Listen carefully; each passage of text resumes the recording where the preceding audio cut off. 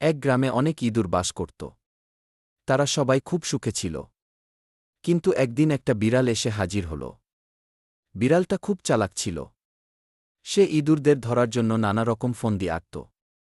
ইঁদুররাও ভয়ে ভয়ে থাকত। একদিন ইঁদুররা সবাই মিলে একটা সভা করল। তারা কিভাবে বিড়ালের হাত থেকে বাঁচা যায় সেই নিয়ে আলোচনা করতে লাগল। একজন ইঁদুর বলল, আমাদের এমন কিছু করা উচিত যাতে বিড়াল আসার আগেই আমরা জানতে পারি। অন্য ইঁদুর বলল, আমাদের বিড়ালের গলায় একটা ঘণ্টা বেঁধে দেওয়া উচিত। বিড়াল আসলে আমরা ঘণ্টার আওয়াজ শুনে পালিয়ে যেতে পারব। সবাই এই প্রস্তাবে রাজি হল। কিন্তু সমস্যা হল, বিড়ালের গলায় ঘণ্টা বাঁধবে কে?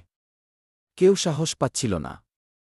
অবশেষে একজন সাহসী ইঁদুর বলল, আমি বিড়ালের গলায় ঘণ্টা বাঁধব। সে একটা ঘণ্টা নিয়ে বিড়ালের কাছে গেল। বিড়াল তখন ঘুমাচ্ছিল। ইঁদুর খুব সাবধানে বিড়ালের গলায় ঘণ্টাটা বেঁধে দিল।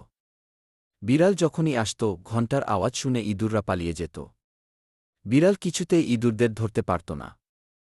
এই গল্প থেকে আমরা শিখতে পারি যে বুদ্ধি আর সাহস থাকলে কঠিন কাজও সহজে করা যায়।